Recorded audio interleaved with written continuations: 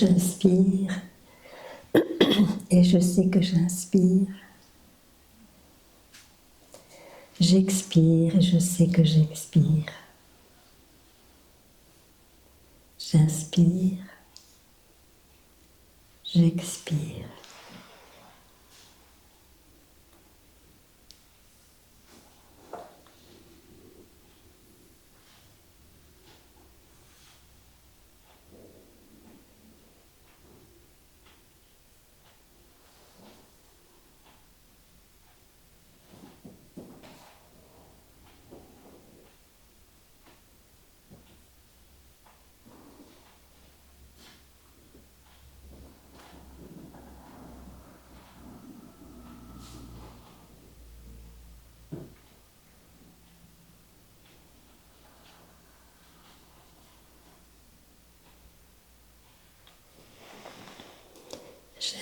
J'inspire et je sens que naturellement ma respiration s'approfondit.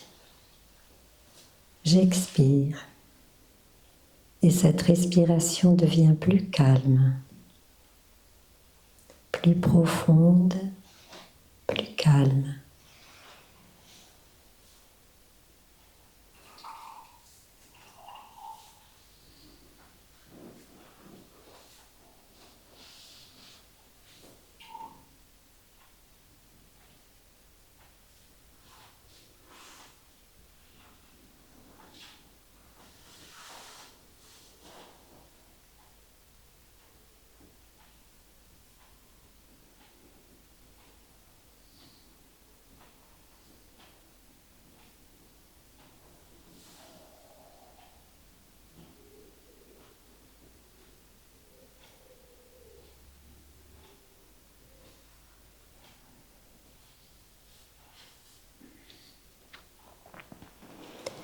J'inspire et je calme mon corps et mon esprit.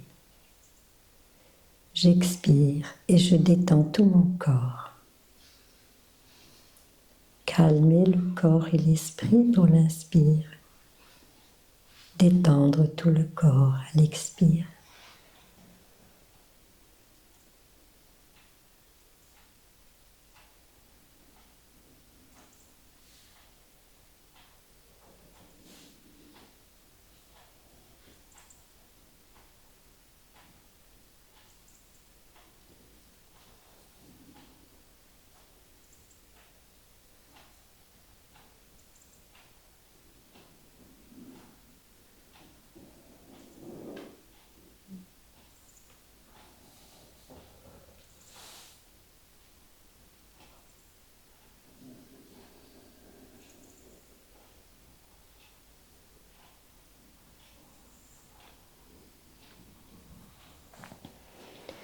Corps et esprit détendus pour l'inspire, je souris. À l'expiration, je me sens libre. Inspire, sourire. Expire, libre.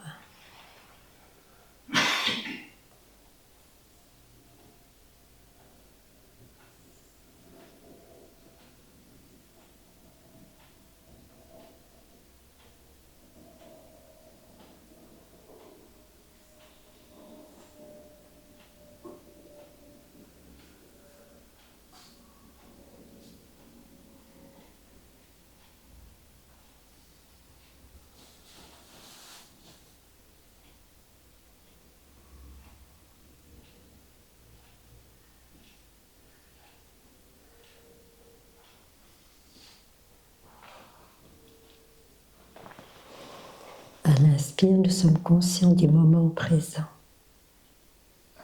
Et à l'expire, nous voyons que c'est un moment merveilleux. Moment présent pour l'inspire, moment merveilleux pour l'expire.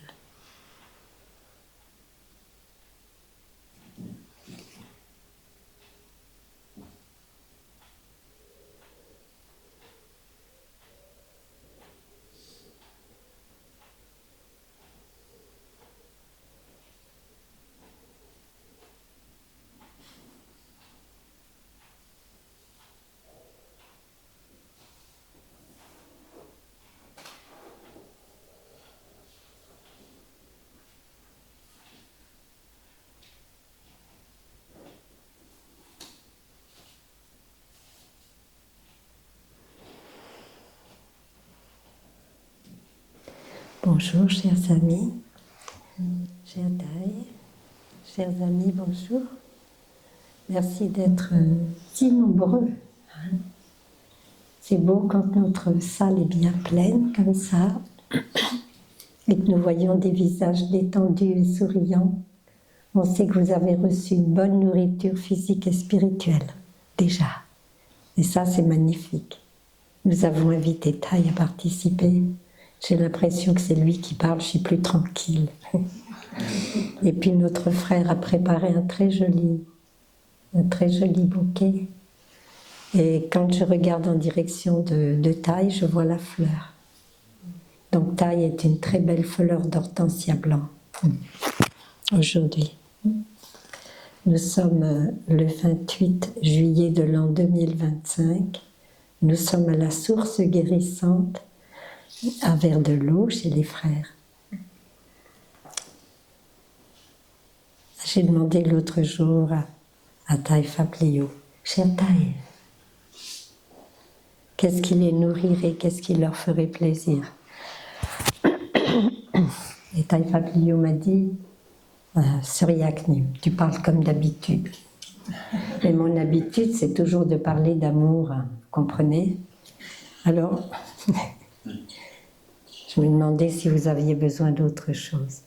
Si vous aviez besoin d'entendre parler d'autre chose que de paix, de calme, de beauté, d'amour. Parce que c'est ma nourriture. C'est notre nourriture. Quand je vous vois, je sais que vous êtes déjà dans cet axe de vie.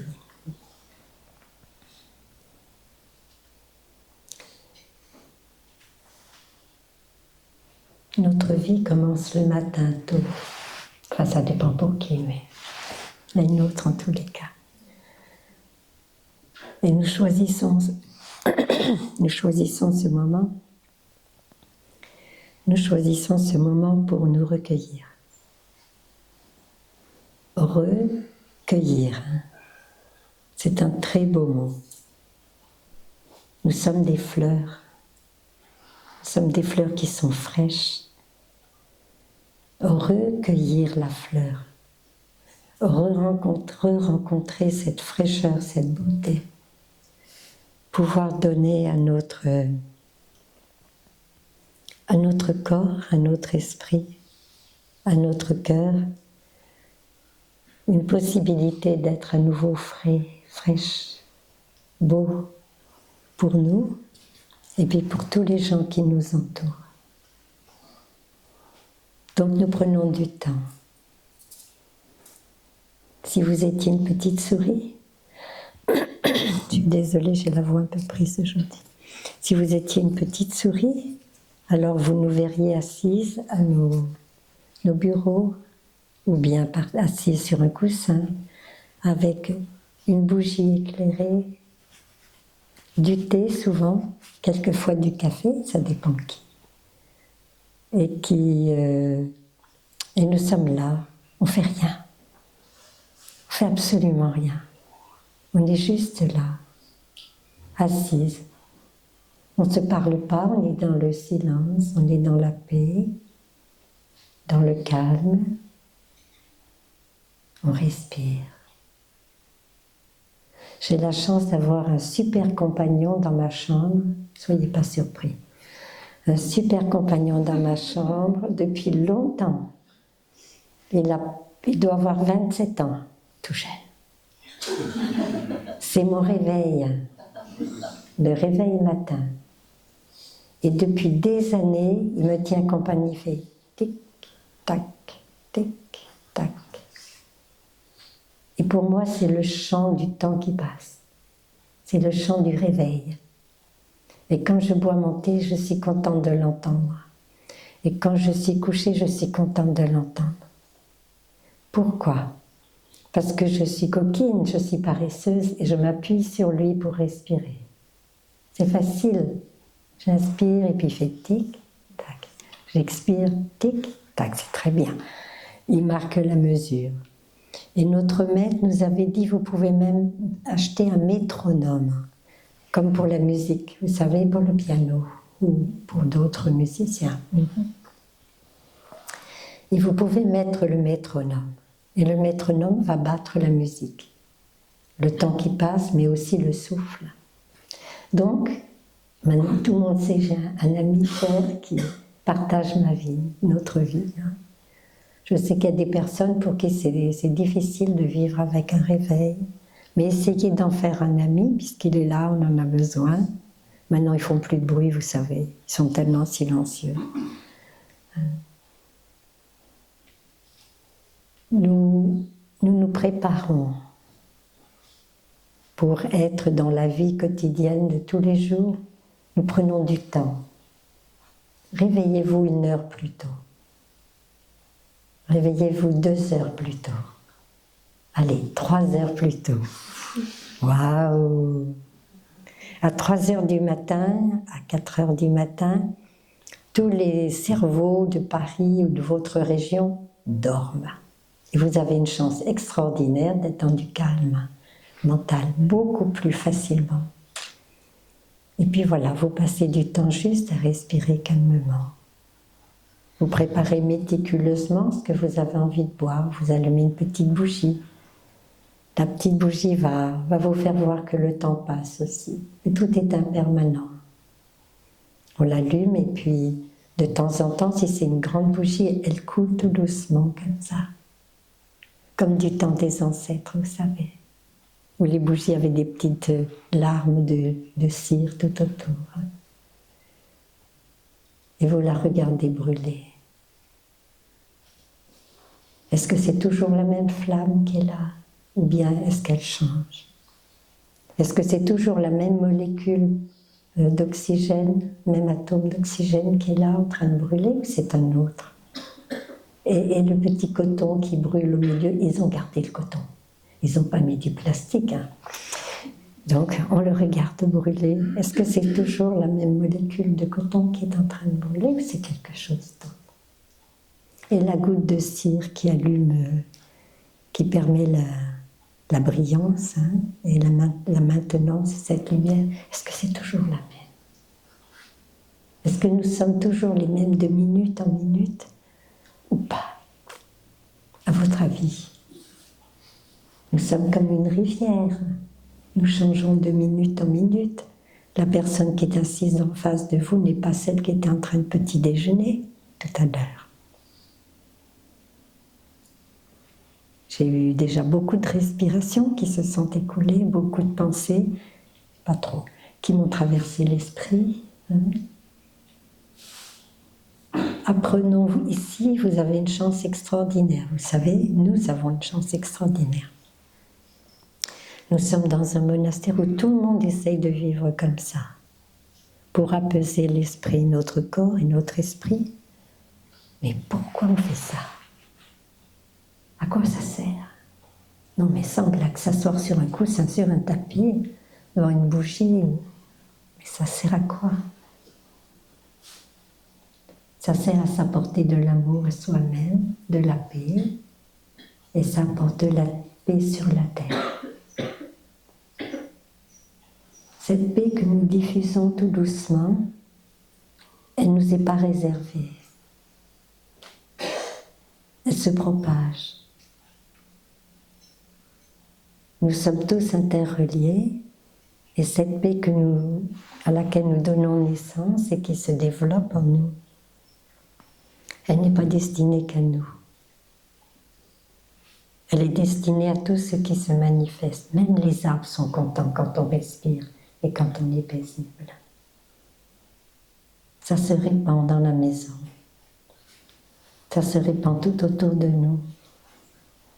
Les personnes qui vont penser à nous vont rencontrer cette énergie de paix, de calme, d'amour, de beauté. Et ça va les apaiser. Et ça va plus loin. J'ai déjà dit, des personnes ont déjà écouté cette petite histoire courte, mais un jour où j'étais très triste parce que ma maman était très triste et que je ne savais pas comment la consoler, j'ai demandé à Thaï dans mon cœur, « Chère Thaï, je ne sais pas quoi faire. S'il vous plaît, aidez-moi. J'ai besoin de trouver un moyen pour calmer ma maman qui souffre, qui est loin, qui souffre. Je ne peux pas aller m'en occuper tout le temps, je suis ici, il faut que je vive ma vie ici. Et la réponse est venue tout de suite.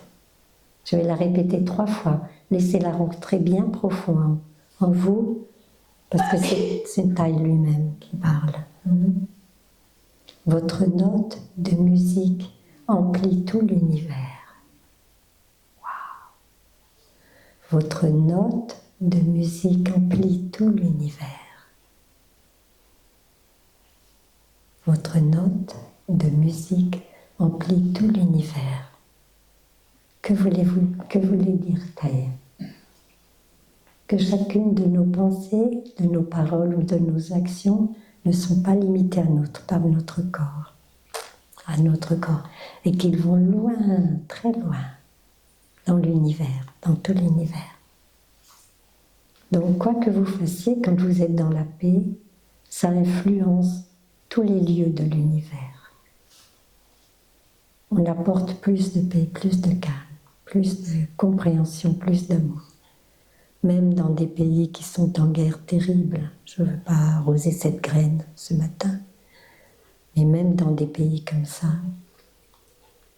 quelque chose est différent. Quelque chose est plus doux, plus calme, plus paisible, et c'est notre contribution au monde. C'est très important de comprendre ça, de pouvoir voir ça, que nous ne sommes pas inutiles et nous ne sommes pas limités à ce petit corps. Nous sommes beaucoup plus grands que ça. On a besoin de voir que nous ne sommes pas limités par ce corps, de le comprendre, de le vivre. Alors désormais, à partir de ce moment-là, quand je sentais la tristesse de ma maman qui venait me toucher, je me mettais sur mon souffle, je respirais et je souriais, en me disant, si la communication va dans ce sens-là, c'est-à-dire maman vers moi avec sa tristesse, mon bonheur et ma paix doivent aller vers elle. Ben oui, forcément. Si ça va dans un sens, ça va dans l'autre. Alors, j'ai décidé de pratiquer ça comme ça. Chaque fois que je sentais que j'avais de la tristesse, et c'est pour ça aussi qu'on nous apprend à nous arrêter, retourner à notre souffle, prendre soin de nous, s'apaiser, se calmer. C'est pour ça, hein? Pour que nous puissions apprendre à prendre soin de notre tristesse, de notre chagrin, de notre désespoir, et à développer l'équilibre, comme on l'a fait tout à l'heure. Hein? Équilibre, détente, apporter de la stabilité et se rendre compte qu'on a une chance inimaginable d'être là. Ça va encore pour vous? Vous ne dormez pas? C'est bon.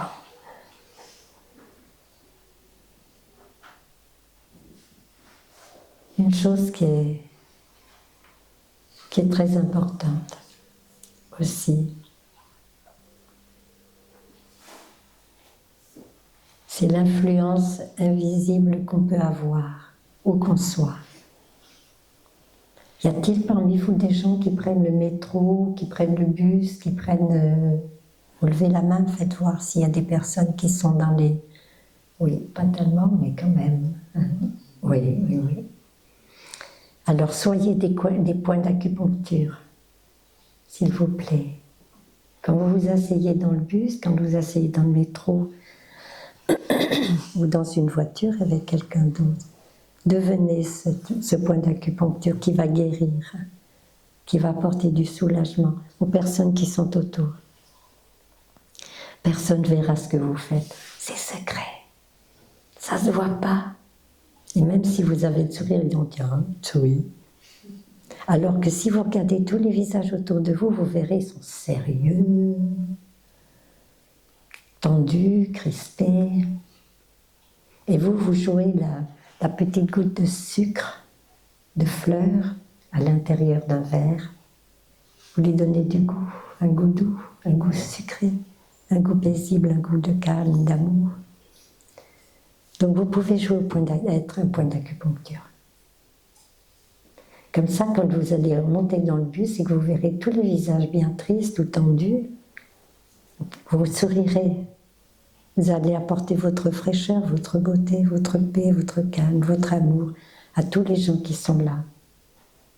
Quand ils vont descendre, du bus ou du métro avec vous ou sans vous, ils emporteront cette fragrance, ce parfum de paix, d'amour, de détente, de beauté.